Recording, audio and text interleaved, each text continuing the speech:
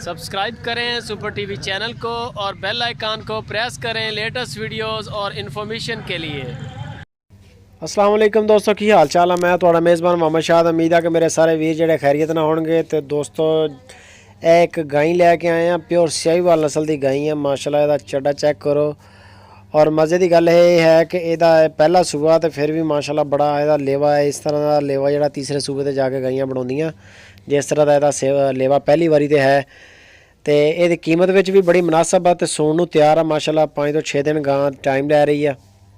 ਤੁਹਾਡੀਆਂ नज़रों के सामने चल फिर रही है। सिंगों कोनी है, बिल्कुल सिंग नहीं है, एवं माड़े माड़े निशान है। बहुत प्यारी ज़बरदस्त खूबसूरत लोकेशन है जी गाय की है, बड़ी माशाल्लाह ज़बरदस्त हैगी है। सोहनी गां बिल्कुल। तो लोकेशन यदी हैगी आ खुशाब सिटी। नासर भाई के कोल खड़ी है। अगर किसी भरा नूं चाहिदी होवे तो उन्हां नाल राबता कर सकते। बड़े नॉर्मल जे प्राइस विच उन्होंने गाय फार सेल ते लाई आ। इहदी कीमत जिहड़ी कर रहे हैं सिर्फ 1,30,000 रुपया।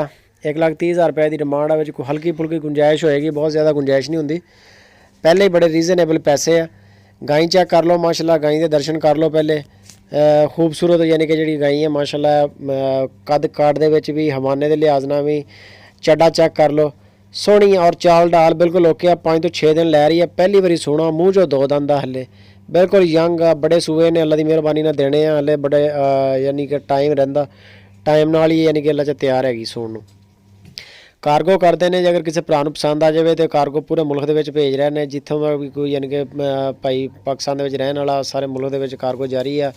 वीडियो अच्छी लगे तो यारो लाइक लाजमी करा करो। तो नाले कॉमेंट बॉक्स में लाजमी दस्या करो कि जानवर कैसे ने, रेट कैसे ने नासर भाई दे।